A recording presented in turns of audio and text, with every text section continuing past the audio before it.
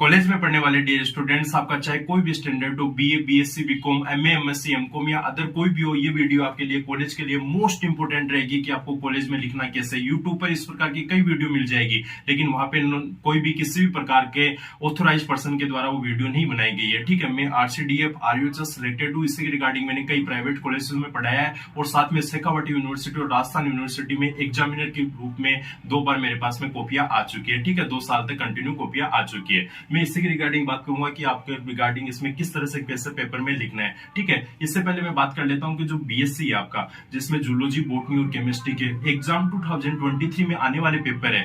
Yes, obviously आप सही सुन पा रहे हो, आने वाले पेपर है, उसको मैंने वीडियो में डिस्कस कर लिया है, जिसमें से आप 33 में से 30 प्लस नंबर है वो आसानी से ला सकते हैं। मैं ऐसे ही नहीं बोल रहा कि मतलब मेरा यूट्यूब वीडियो चल जाए, मेरा चैनल चल जाए, इसके लिए नहीं चाहिए। 33 में से 30 प्लस मैंने कहा है, तो देख लेना कहा है और इसी के रिगार्डिंग कमेंट्स पढ़ लेना, चाहे मेरे लास्ट ईयर की वीडियो के पढ़ लेना, लास्ट ईयर कौन से क्वेश्चन आए थे कंपैरिजन कर लेना, और इस बार राजस्थान यूनिवर्सिटी के जो पेपर हो रहे हैं वहां से कंपैरिजन कर लेना, मेरे कमेंट्स देख लेना। ठीक है, नेक्स्ट मैं बात करता हूँ, देखो 1 बाय 1 इसको स्टार्ट करते हैं।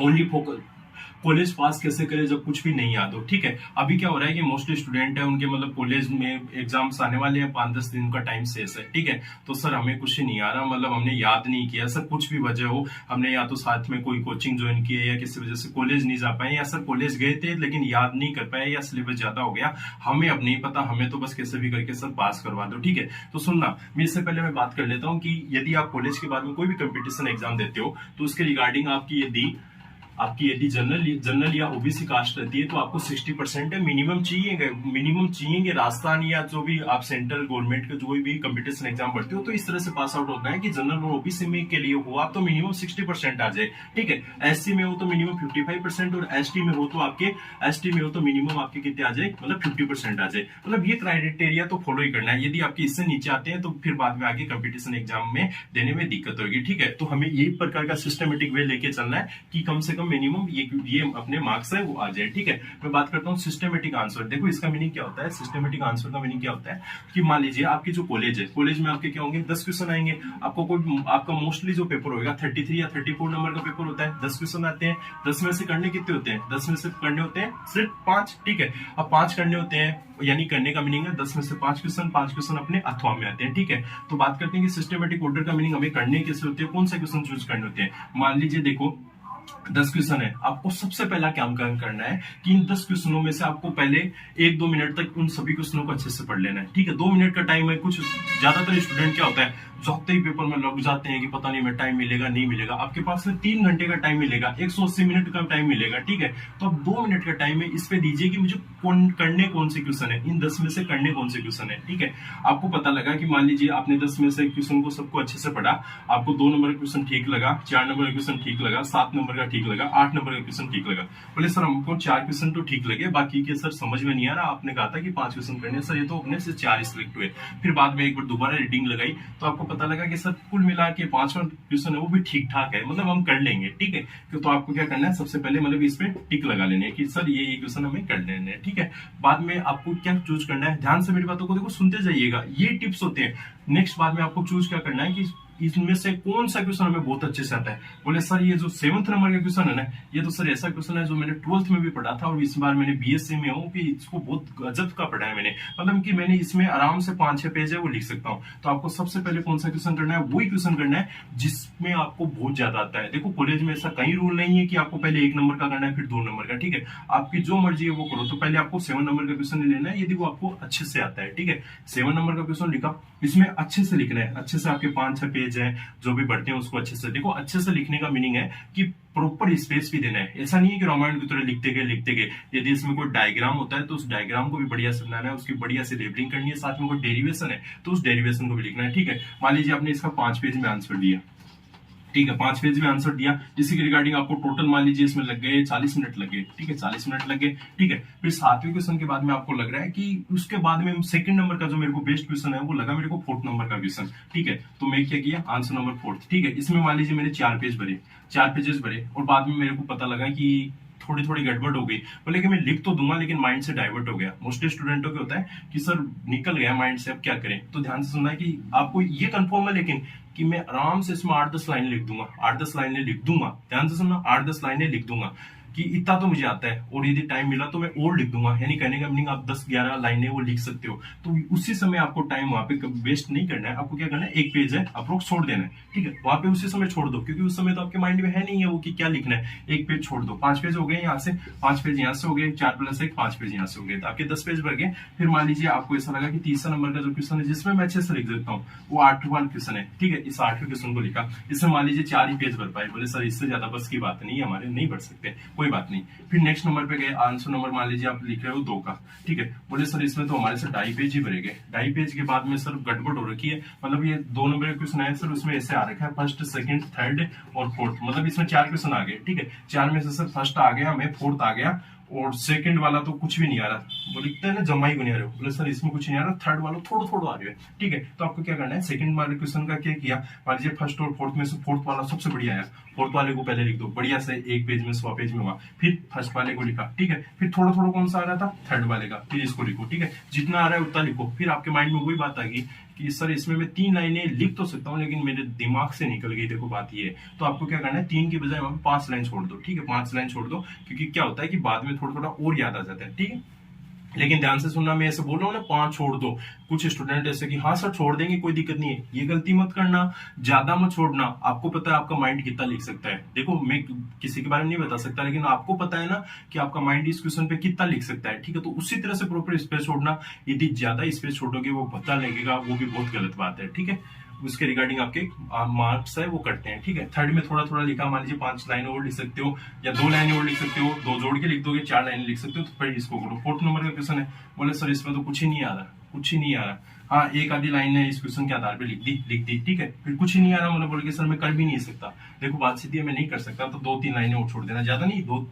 कुछ नहीं कर सकते, 2-3 लाइनें और छोड़ देना, क्योंकि बाद में हो सकता है आने लग जाए, ठीक है। तो ये तो आपके 5 क्वेश्चन का जो भी पैटर्न रहेगा, 5 क्वेश्चन या आपको 4 क्वेश्चन करने होते हैं, उसका पैटर्न रहेगा कि इस आधार पे आपको करने होते हैं, ठीक है। नेक्स्ट मैं बात करूंगा अपने नंबर ऑफ पेजेस, ठीक है, नंबर ऑफ पेजेस, बोले कि सर नंबर ऑफ पेजेस का क्या सिस्टम है, सुनना, आपकी यूनिवर्सिटी की कॉपी आती है 40 पेज की, ठीक है, 40 पेज की आती है, तो ध्यान से सुनना, ये कोई 10th-12th की तरह एग्जाम नहीं होती कि आपने जिस तरह से कोई भी डेफिनेशन आपने पूछी उस पर लिखा, अच्छे से लिख दिया, पूरे में से पूरे नंबर मिल गए, ऐसा कुछ नहीं होता। यहाँ पे जितने ज्यादा आप नंबर ऑफ पेजेस पे फोकस करोगे उतने ज्यादा आपको नंबर अच्छे से मिलेगा। ध्यान से सुनिएगा, देखो मैं अपनी नहीं बता रहा, मोस्टली मैंने और अदर एग्जामिनर की भी देखी है, आपकी 40 पेज की कॉपी में मोस्टली एवरेज स्टूडेंट है वो 25 पेज भरता है, ठीक है, 25 पेज भरता है, और एक एग्जामिनर है एक कॉपी को चेक करने में मुश्किल से 1 से 1.5 मिनट लेता है। मुझे बताओ कितना लिया, 1 से 1.5 मिनट, 90 सेकंड, 90 सेकंड में 25 पेज जांच करेगा, ध्यान से सुनना, 90 सेकंड में 25 पेज। तो मोस्टली जो एग्जामिनर है वो पेजेस, नंबर ऑफ पेजेस पे भी फोकस करते हैं कि आपने कितने पेज भरे हैं, ठीक है, तो नंबर ऑफ पेजेस इस तरह से लिखना,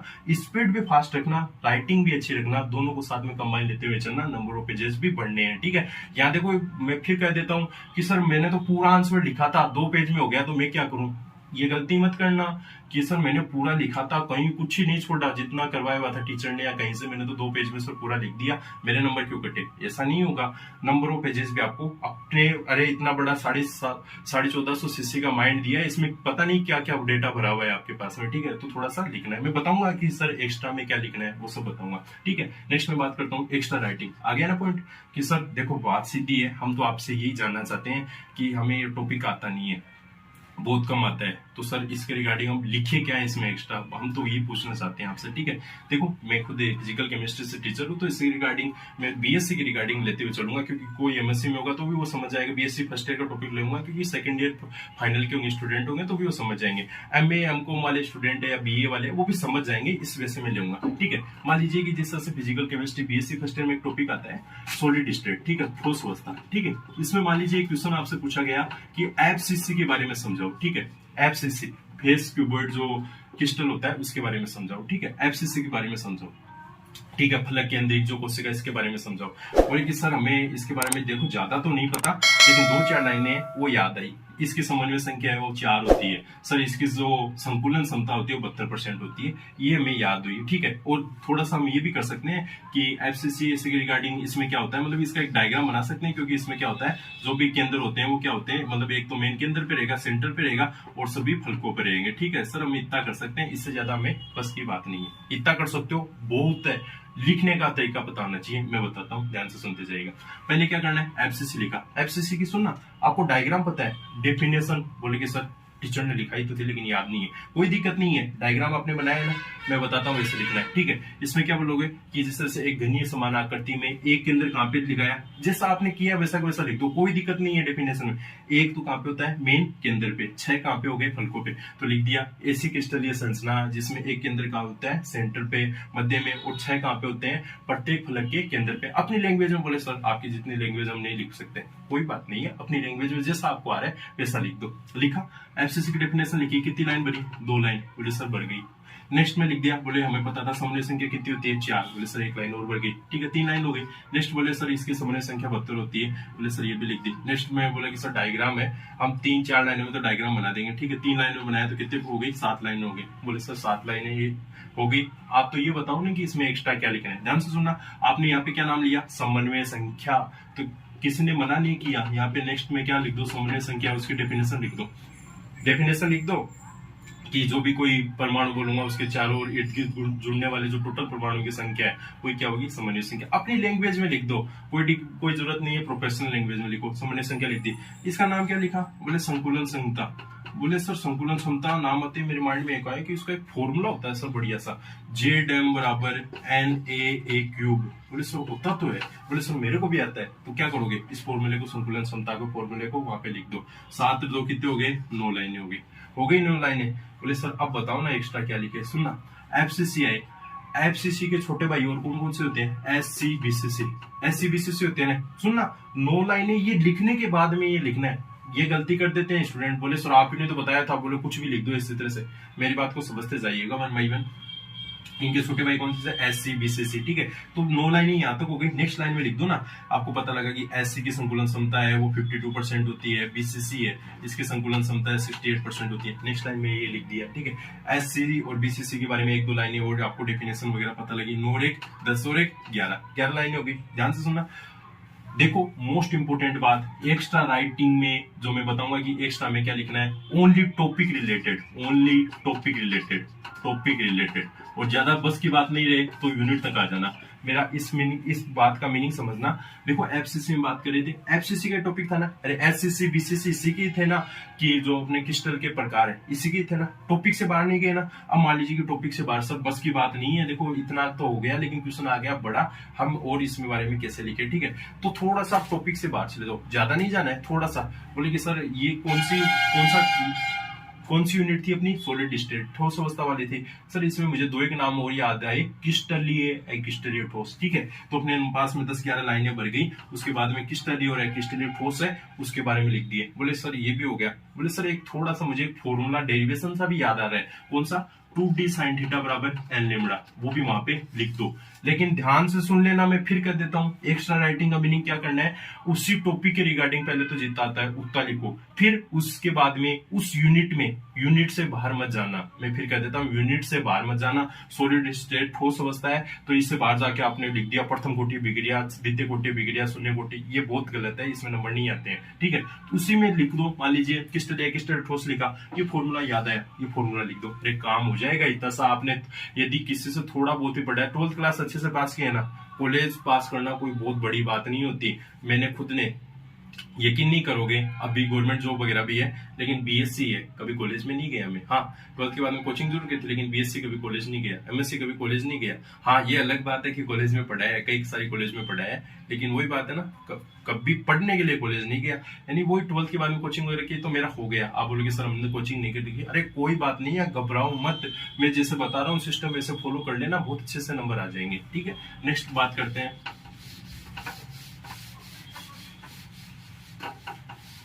नेक्स्ट देखो बात करते हैं एक्स्ट्रा राइटिंग स्किल। बोले कि सर राइटिंग स्किल, इसका मीनिंग क्या हो गया, ठीक है। ध्यान से सुनना। मैंने अभी यहाँ बताया कि 40 में से आपको अप्रोक्स 25 पेजेस है वो करने होते हैं, एवरेज स्टूडेंट इतने करते हैं। राइटिंग स्किल का मीनिंग होता है कि देखो कुछ स्टूडेंट ऐसा करते हैं कि मान लीजिए कोई डेफिनेशन है, मान लीजिए कोई डेरिवेशन है, वो नहीं आ रहा, तो ऐसा घुमा के लिखते हैं उसको। मतलब ऐसे मान लीजिए कि जो आदर्श गैस समीकरण पीवी बराबर एनआरटी होती है, किसी को मान लीजिए टी नहीं पता लग रहा है, बोले टी होता है, यहाँ पे एस होता है, क्या होता है, तो मतलब इसको इसे डिजाइन में लिखते हैं ऐसे इस तरह से, ठीक है। तो ये जो अपने डिजाइनिंग लगाना है ना, वो बंद कर दो। एग्जामिनर यदि मेरे जैसा रहेगा तो इसको पूरा गलत कर देगा, ठीक है। तो ध्यान से सुनना, ये जो राइटिंग स्किल्स है इसमें थोड़ा सा मतलब अपनी राइटिंग है उसको सुधारो। कुछ स्टूडेंट क्या करते हैं, उनको आते हुए पी बराबर एनआरटी जल्दबाजी में ऐसे लिख देते टी, ये यदि एग्जामिनर के नहीं समझ में आया ना, तो आपने चाहे सही लिखा हो चाहे कुछ ही किया हो, ये आपका क्रॉस ही है, ठीक है। तो थोड़ा सा राइटिंग में भी फोकस करना है, ठीक है, राइटिंग को सुधारो, क्योंकि मोस्टली स्टूडेंट मैंने देखे हैं ये जो बीए बीएससी वगैरह में होते हैं ना, इनकी राइटिंग बहुत खराब आती है। इनको थोड़ा सा राइटिंग को सुधार दो। बोले सर राइटिंग कैसे सुधारे, मैं तो जिंदगी में नहीं सुधार पाया। बोले 12वीं पास कर ली तो वो ही नहीं सुधार पाए, तो आप 10 मिनट की क्लास में क्या सिखा दोगे हमें, मेरा कुछ ही नहीं जाएगा। रब कॉपी लो, डेली एक दो पेजेस लिखने की कोशिश करो, हो जाएगा काम, आपकी कॉलेज बहुत अच्छे से पास हो जाएगी, नहीं लटकते रह जाओगे। राइटिंग बढ़िया से करो। नेक्स्ट है डायग्राम लेबलिंग। बोले कि सर डायग्राम लेबलिंग ये तो हम करते आ रहे हैं, डायग्राम भी बनाते हैं। सुनना, देखो जिनके जूलॉजी बोर्ड नहीं है उनके लिए मैं मोस्ट फोकस बात ये बताऊंगा कि डायग्राम जितना इफिशिएंट बना लोगे, डायग्राम की लेबलिंग जितना कर लोगे, नंबर उसी में आएंगे। 33 में से आपने सिर्फ डायग्राम अच्छे से बना दिए, और चाहे नीचे की जो रामायण में लिखते हो उसको बहुत कम पढ़ा जाता है, बहुत रेयर पढ़ा जाता है उसको, ठीक है, उसको बहुत रेयर पढ़ा जाता है, तो उसके रिगार्डिंग डायग्राम पे फोकस कर लेना जूलॉजी बोटनी में। तो अब देखो, अभी आपके लिए सर्वसाधारण डाइजेस्टिव सिस्टम, देखो कोई हो सकता है बीए का स्टूडेंट भी जुड़ा हुआ हो, तो उसके रिगार्डिंग में छोटा सा सरल टॉपिक ले लेता हूँ, ठीक है। अरे 10th क्लास में मान लीजिए आपने पाचन पढ़ा, ठीक है, डाइजेस्टिव सिस्टम पढ़ा, ये बीएससी में भी आता है, ठीक है, डाइजेस्टिव सिस्टम पढ़ा, पाचन। इसमें एक नाम पढ़ा था आपने आमाशय, ठीक है, आमाशय जिसको बोला जाता है स्टोमच, ठीक है। अब क्वेश्चन ये आ गया आमाशय स्टोमच के बारे में लिखो, ठीक है। तो कुछ स्टूडेंट बोलेंगे सर आप बात कर रहे हो कि जूलॉजी बोटनी में क्वेश्चन डायग्राम बनाओ, और हमारे टीचर ने तो आमाशय का डायग्राम ही नहीं बनाया। बोले हाँ, पाचन तंत्र का डायग्राम जरूर बनाया था, लेकिन आमाशय का डायग्राम नहीं बनाया। तो आप उस पाचन तंत्र के डायग्राम में उसको ध्यान से देखोगे तो ये इस तरह से, इस टाइप की जो जेज नुमा शेप थी ये बनाया हुआ था ना, ठीक है। वहां पे देखो टीचर ने नाम भी लिखे थे, कार्डियक, फंडिक, पाइलोरिक, ये नाम लिखे थे ना, ठीक है। बोले सर हाँ, अपने तो टीचर ने भी लिखे थे, ठीक है। बोले सर लेकिन 3 ही नाम लिखे थे। मैं क्या बोल रहा हूँ, इसमें जितने ज्यादा नाम लिख सकते हो उतने ज्यादा लिखो। बोले कि सर नाम ही 3 है, हम कैसे लिखे ज्यादा, ये बताओ आप। तो आमाशय की यदि डेफिनेशन वगैरह किसी ने पढ़ रखी होगी तो आमाशय, अरे ये ऊपर से जिस तरह से ओइसोफेगस, गर्सनी, फेरिंग्स इनसे जुड़ा रहता है ना, तो यह नाम लिख दिया आपका फेरिंग्स, गर्सनी, ठीक है। नीचे की ओर ये जाके किसमें खुलता है, अरे नीचे की ओर स्मॉल इंटेस्टाइन है, इससे पहले इसमें पेनक्रियाज जुड़ जाता है, तो वहां पे नाम लिख दो ना पेनक्रियाज का, स्मॉल इंटेस्टाइन। और सुना, आमाशय इसमें जो आपके एंजाइम पाए जाते हैं, अरे आमाशय में जो ट्रिप्सिन है, आपका लाइसिन है, जो प्रोरेमिन है, प्रोरेनिन है, ये सब एंजाइम पाए जाते हैं। तो यहाँ पे नाम लिख दो ना, रेनिन, प्रोरेनिन, ये क्या होते हैं, एंजाइम। और क्या करता है आमाशय, देखो आमाशय की रिगार्डिंग एक बात सुनी होगी, ये क्या करता है, मतलब मेडिसिन, मतलब दवाइयों का अवशोषण करता है। तो यहाँ पे एक नाम लिख दो, मेडिसिन अब्जॉर्प्शन, मेडिसिन अब्जॉर्प्शन। बोले सर ये क्या बदतमीजी सी हो गई, मतलब ये तो इसका काम है, आप यहाँ हमें बोल रहे हो कि डायग्राम में यही लेबलिंग में लिख दो, कोई दिक्कत नहीं, बहुत अच्छे से नंबर आएंगे। यहीं पे लिख दो मेडिसिन अब्जॉर्प्शन, ठीक है। देखो डबल बेनिफिट होंगे यहाँ, सॉरी डबल बेनिफिट होंगे, यहाँ पे आपने मेडिसिन अब्जॉर्प्शन लिख दिया, और एक लाइनों के रूप में भी लिखोगे, आपको 2 पर लिखने को मिल जाएगा, पेज भी बढ़िया से बढ़ जाएंगे, ठीक है। तो मेरी बात को ध्यान से सुन लेना, जूलॉजी बोटनी में यदि आप फोटो डायग्राम पे जितने ज्यादा फोकस करोगे, जितनी ज्यादा लेबलिंग करोगे, उतने ही ज्यादा आपको नंबर मिलेंगे, ठीक है। नेक्स्ट में बात कर लेता हूँ इसी के रिगार्डिंग। देखो मैं बता देता हूँ आपको एक बात, शायद यकीन नहीं होगा कुछ स्टूडेंटों को, बीएससी सेकंड ईयर जिस समय में करता था, 2016 की बात है, बीएससी सेकंड ईयर जब मैंने की थी, उस समय वही 5 क्वेश्चन मेरे को करने पड़े थे, लेकिन 5 में से किसी कारण से मैं 3 क्वेश्चन नहीं कर पाया, और कॉपी मेरी फुल हो गई थी, ठीक है, कॉपी फुल हो गई थी। तो इसी रिगार्डिंग लेकिन मैंने जो डायग्राम है वो इतने एफिशिएंट बनाए थे कि टीचर की मजबूरी हो जाती है कि बस इसको तो नंबर देने ही पड़ेंगे, ठीक है, क्योंकि मैंने लेबलिंग बहुत अच्छे से की थी, और उसी के रिगार्डिंग 33 में से मेरे 30 नंबर आए थे, ठीक है। तो आपको भी ये करूंगा, डायग्राम जितने ज्यादा लेबलिंग एफिशिएंट करोगे उतने ज्यादा आपके नंबर आएंगे, ठीक है। नेक्स्ट मैं बात कर लेता हूँ यहाँ पे, नेक्स्ट है आपका डेरिवेशन, ठीक है। डेरिवेशन वाला पॉइंट है, मान लीजिए अभी देखो बीएससी, मान लीजिए आप बीएससी फर्स्ट ईयर के रिगार्डिंग का ही मैं एग्जांपल लेके चलता हूँ। एक क्वेश्चन आता है, एक वांडरवाल गैस समीकरण लिखो, वांडरवाल गैस समीकरण लिखो, ठीक है। बोले सर बात देखो सीधी है, ये फिजिकल केमिस्ट्री है, ये फिजिक्स है, इसको डेरिवेशन याद ही नहीं हो पाती, हम तो सर बहुत कोशिश करते हैं, नहीं याद हो पाती। हाँ सर, ये वांडरवाल गैस जो समीकरण है, इसकी लास्ट जो इक्वेशन है वो जरूर हमें याद है, बीच वाला जो भाग होता है सर, बात देखो सीधी है, हमें नहीं याद है, ठीक है। तो ये जो वांडरवाल गैस समीकरण की आपको लास्ट वाली याद है, p + an² v² और मल्टीप्लाई v - nb = क्या होता है, nRT। बोले सर ये तो याद है, क्या करना है, इसको पहले पीछे की ओर आपको फिर में लिख लो, लिख लिया, ठीक है। वांडरवाल गैस समीकरण के बारे में लिख रही हो तो पहले देखो नाम है वांडरवाल गैस, ठीक है, तो इसकी डेफिनेशन लिख दो। अरे जो आदर्श गैस से व्यवहार से विचलन प्रदर्शित करते हैं। बोले हाँ सर इसके बारे में पढ़े। बोले सर ये बीच वाला बताओ ना हमें, ये क्या करे, ये क्या है सिस्टम, ठीक है। वांडरवाल गैस कहां से निकल के आती है, आदर्श गैस से, ठीक है, तो पीवी बराबर एनआरटी। बोले सर हाँ ये भी सही बात है, ये भी हम लिख देंगे। बोले सर और इसमें बीच में क्या लिखेंगे, और यदि बीच वाली कोई स्टेप आती है तो वो लिख दो। लेकिन सर वो भी नहीं आती, तो क्या कर सकते हो, देखो एक काम ही कर सकते हो ना, ध्यान से सुनना, ये दोनों पद मल्टीप्लाई में ही है ना, अरे मल्टीप्लाई में है ना, तो इससे पहले वाली लाइन में ध्यान से सुनना, ये नीचे की ओर लिख के इससे पहले वाली लाइन में क्या कर सकते हो, इनको आपस में मल्टीप्लाई करके दिखा दो। यानी p को किससे, v से, p को माइनस एन बी से, A N square v square को v से, अरे एक लाइन और बढ़ जाएगी, ठीक है। इसी के रिगार्डिंग पॉसिबिलिटी हो और गुणा भाग के रिगार्डिंग एक लाइन और बढ़ा सकते हो, ठीक है, 3-4 लाइनें हो गई। अब सुनना आगे की ओर क्या कर सकते हैं, ये क्या लिखा हुआ है पी को क्या बोलते हैं प्रेशर, पी को क्या बोलते हैं प्रेशर, दाब बोलते हैं, इसकी यूनिट भी लिखा देना ब्रैकेट में, एटमॉस्फेयर भी होती है, बार भी होती है, टोर भी होती है, ठीक है। वी को क्या बोलते हैं वॉल्यूम, आयतन बोलते हैं ना, वी वॉल्यूम, आयतन क्या होती है मान लीजिए लीटर ml। नेक्स्ट बात करेंगे ए क्या होता है वांडरवाल गुणांक, ठीक है, ए क्या होता है वांडरवाल गुणांक। नेक्स्ट बात करूं एन क्या होता है नंबर ऑफ मोल, मोलों की संख्या। आर क्या होता है सार्वत्रिक गैस नियतांक। टी क्या होता है टेम्परेचर। बोले सर हमें तो सिर्फ यही आता था, अब भी देखो कितनी लाइनें भर गई ना, लाइनें भर गई, काम हो गया, नंबर आ गए। 6 नंबर का क्वेश्चन है, 5 नंबर का क्वेश्चन है, 3 नंबर आ जाएंगे। अच्छे से करोगे, इस तरह से सिस्टम पढ़ोगे, नहीं आते हुए भी 3 नंबर आ जाएंगे। अरे और क्या चाहिए। नेक्स्ट में बात करता हूँ, डायग्राम लेबलिंग हो गया, डेरिवेशन हो गया, थ्योरी, ठीक है। अब देखो थ्योरी, बोले कि सर थ्योरी है हमें बहुत अच्छे से कहियोगी आती भी है, कहियोगी नहीं भी आती है, तो हम क्या किस तरह से लिखा। देखो मैं मोस्टली यदि कोई जूलॉजी बॉटनी का स्टूडेंट है तो उससे यही कहूंगा कि थ्योरी पे फोकस मत करना, थ्योरी पे छोटे क्वेश्चनों की पे फोकस करना, जो छोटे क्वेश्चन करते हो आप उसको बहुत अच्छे से करना, ठीक है। बड़े क्वेश्चन की थ्योरी पर फोकस मत करना, उस पर फोकस करना डायग्राम पे, और स्टार्टिंग की लाइनों पे जरूर फोकस करना। आंसर नंबर 2 लिख रहे हो, मान लीजिए एक क्वेश्चन है टेपिटम क्या होता है, इसके बारे में समझाओ, तो इसकी टेपिटम की जो डेफिनेशन है स्टार्टिंग की लाइनों में, कोई भी क्वेश्चन करते हो ध्यान से सुन लेना, आंसर नंबर 2 किया 5 किया, स्टार्टिंग की 3 लाइनों पे फोकस करना है, जरूरी है। यानी उसमें ऐसा नहीं होना चाहिए गलत सलत, ऐसा नहीं होना चाहिए, उसमें आपका इफिशियंट लिखना है, उसमें इफिशियंट होना जरूरी है, उसमें जितना इफिशियंट लिखोगे उतने ज्यादा नंबर अच्छे आएंगे, ठीक है, उसमें एफिशिएंट कर देना। थ्योरी है इस तरह से ऐसे लिखनी है कि नंबर ऑफ पेजेस भी थोड़ा सा ध्यान में रखते हुए कि वो बढ़िया से भरे, और साथ में राइटिंग है वो भी मेरी अच्छे से है, ठीक है।